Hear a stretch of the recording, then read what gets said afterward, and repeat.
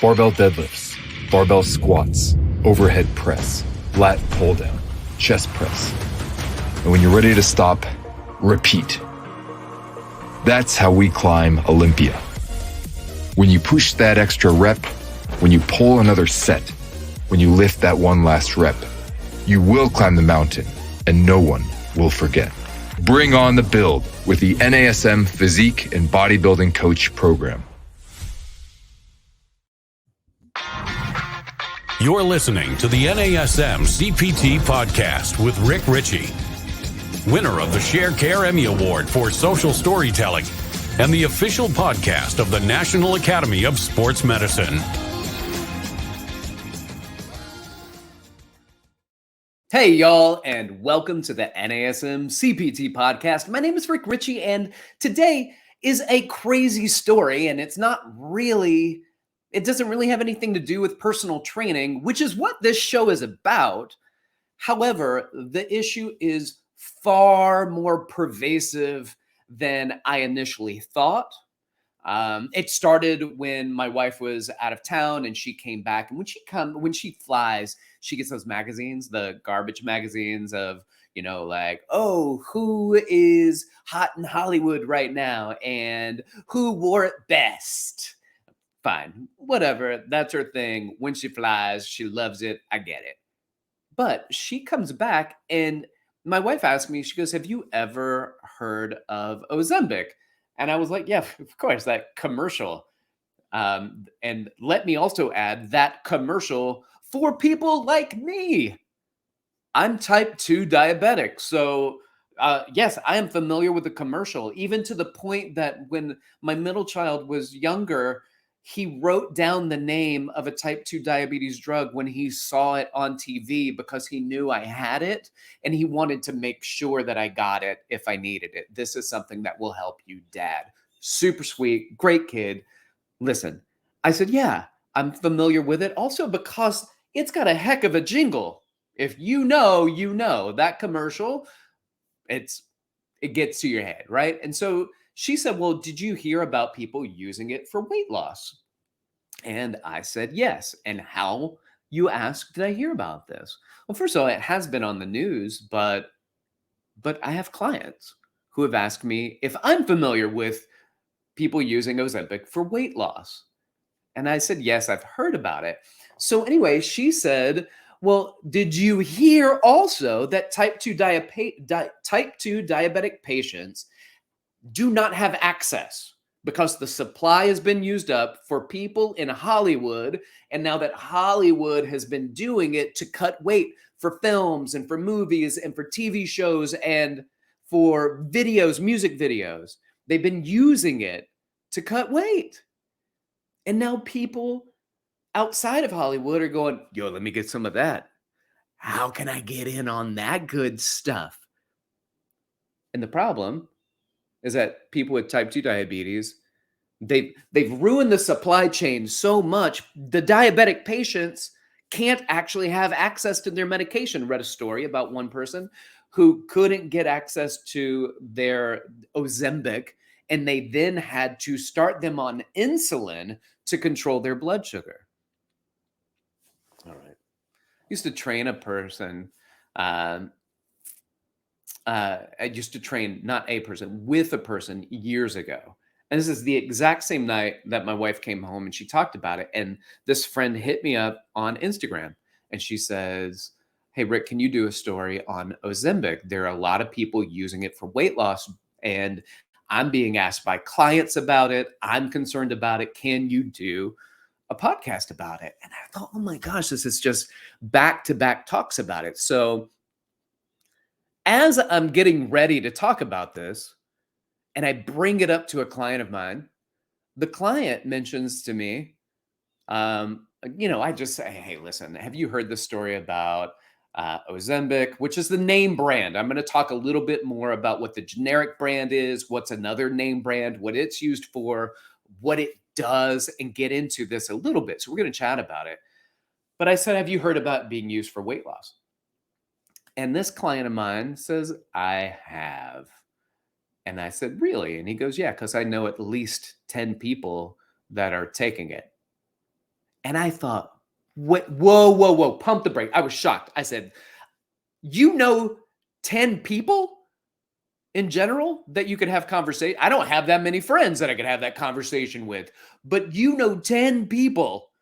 And of those 10 people, the 10 people are all taking Ozempic. I said, how many of them have type 2 diabetes? He said, no. I said, how many of them are obese? He said, none. I said, how many you just want to cut that last 5 to 10 pounds? And he goes, all 10 of them. And I said, you have got to be kidding me. Listen, I used to train people on a regular basis. Film, television, musician, performers who are getting ready to either go on stage or more importantly, ready to shoot a video. And these people, along with the models, and the models are a different world, and I'll talk to you, but they usually allow themselves to live a more free life. But when it is time to get to a film set or to get onto the music video, then they say, oh man, I've got 3 weeks to cut this weight. And they go hard in the paint. They go hard in the paint on diet and cutting calories and doing prolonged cardio and doing prolonged workout sessions. And achy and tired and irritable, but they are cutting the weight.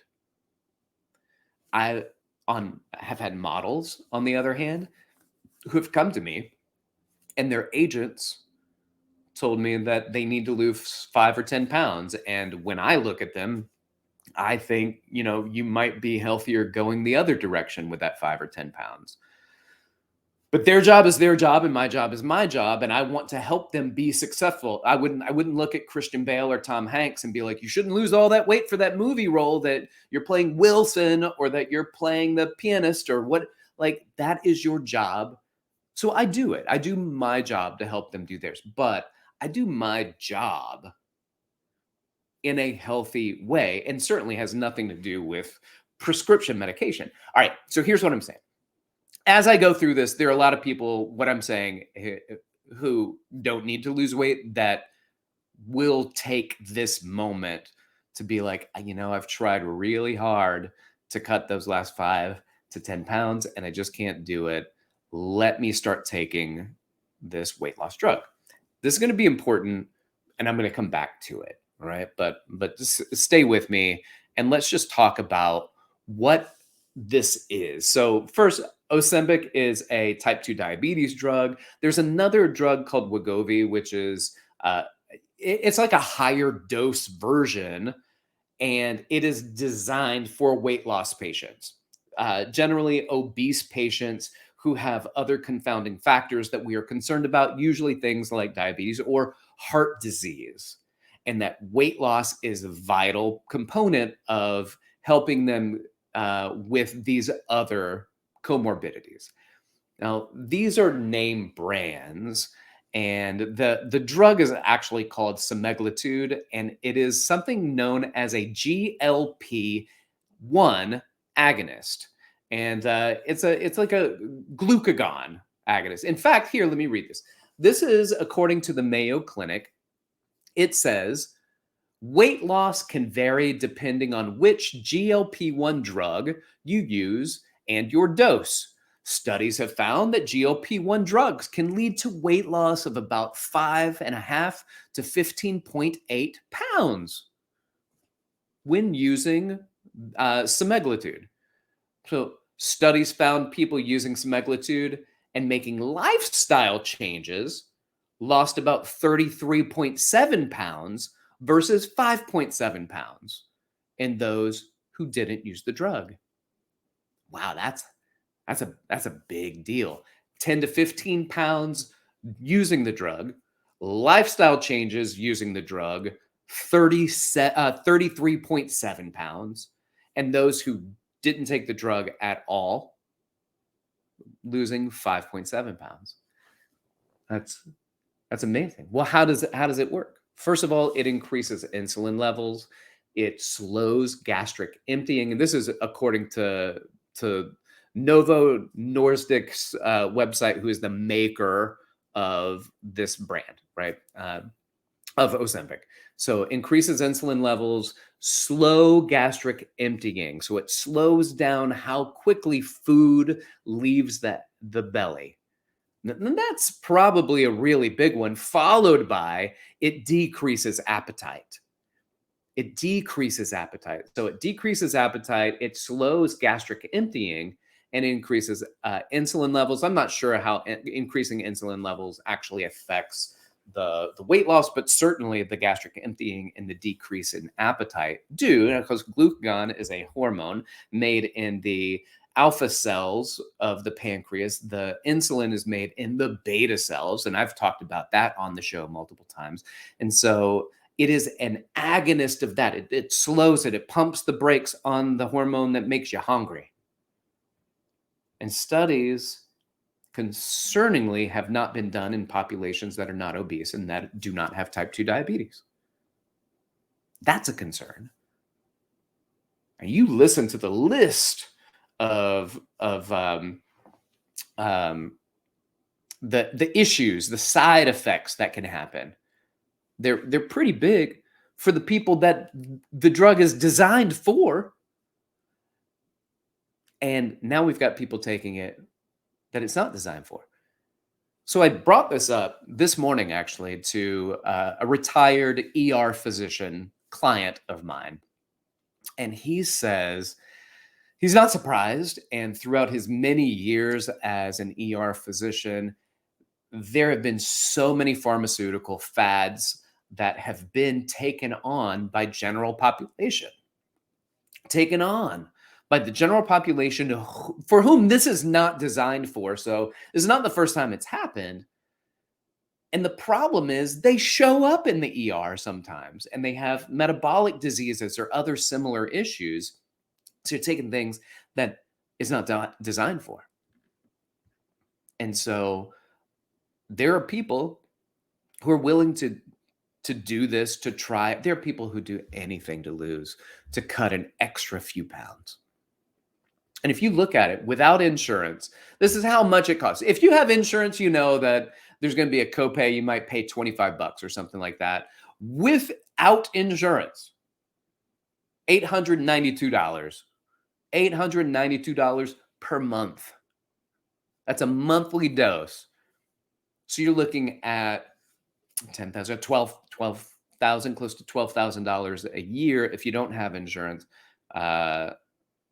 Taking that, well, $10,000 a year closer if you were taking this drug without having insurance. And so a lot of people taking the drug, and the following side effects are here. So there's nausea, vomiting, pancreatitis. These are some of the worst things, right? Pancreatitis and kidney failure. Awful. There's some gallbladder issues that can happen as well. Now, when you start to take it, the nausea, all right, the vomiting, great way to lose some lbs, huh? Well, that's concerning part of it, but it's that feeling that initially does keep people from taking on food, but then it decreases appetite, slows gastric emptying. So that's part of it. And then an additional part of it is that the problem is when you start to take it, you have to dose up. So people who have been on it that have diabetes have started low, gone through the nausea and the vomiting, if that's a side effect that they experience, and then they build up until they're on the dose that they're supposed to be on. Now, you remove that from the supply chain. They are now unable to get it because somebody wants to lose an extra 5-10 pounds. And then they have to start back on it at a low dose that doesn't sufficiently support them in their diabetic issues and build back again. That's wrong. What's going on right now is wrong. Morally is wrong. Here's the other thing. And I said I'd come back to this. Why all this stuff about the issues with this and taking it? Well, once you stop using it, the weight comes back.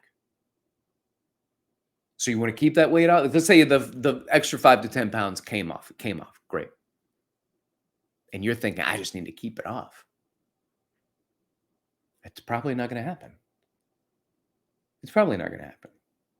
Used a cheat code. And in gaming, cheat codes are great. When they take the cheat code away, you go back into trying to figure out how to pass to the next level. It's hard to do that because you haven't built up to actually understand what is my way to get past what I'm trying to do. And why are you trying to lose the 5 to 10 pounds anyway? Usually it's aesthetic, it's cosmetic. I get it. I get it, y'all. I get it. But this is getting in the way of other people. And guys, physicians have to prescribe it. It's not like they're just going up to the pharmacy counter and being like, can I get a $900 monthly dose of the semaglutide, whatever brand you got? They're not doing that. Doctors are writing prescriptions. And they're still doing it with a shortage. This is an informative session about some real life stuff. And that's happening. And you may be asked about it if you haven't been asked about it already. Somebody's going to talk to you about it. And it's important. It's important for me, as somebody with diabetes, as a trainer, and as someone who gets asked about weight loss quickies all the time. And you will too. Because that's what people will come to us for. Can you teach me? Can I learn about this from you? What do you know about this? And it is showing up on television. It is showing up in the magazines. People are talking about it. And you know what? People now want it even more. I brought it up to a client of mine. She's so funny, but I don't know if she exercises at all for health. Like, it's just aesthetic goals. And I tell her the story, my concern, and she's like, what's the name again? Where can I get it? And, maybe laughable, maybe a joke, maybe not. But there are people who will be informed about it and then will say, all right, how can I get my hands on it to cut that last 5 to 10 pounds? Not obese, not overweight, not diabetic, just to cheat code through. That concerns me. It concerns me because it's not been tested on populations. There are potential hazards and damages besides the side effects for the people who've already been tested on for specifics in those pathologies that hasn't been studied on general pops who don't need those things. Anyway, I hope you found it interesting. I know you've probably heard of it. If you haven't, it's time you have. And I'm glad I could be the one that introduced it to you with also a few warning signs around it. Thanks for listening. Be sure to like, subscribe, share, particularly with your fitness friends and family. If you got questions for me, hit me up. You can hit me up on Instagram at dr.rickrichy, or you can email me at rick.richey@nasm.org. Thanks for listening. This has been the NASM-CPT Podcast.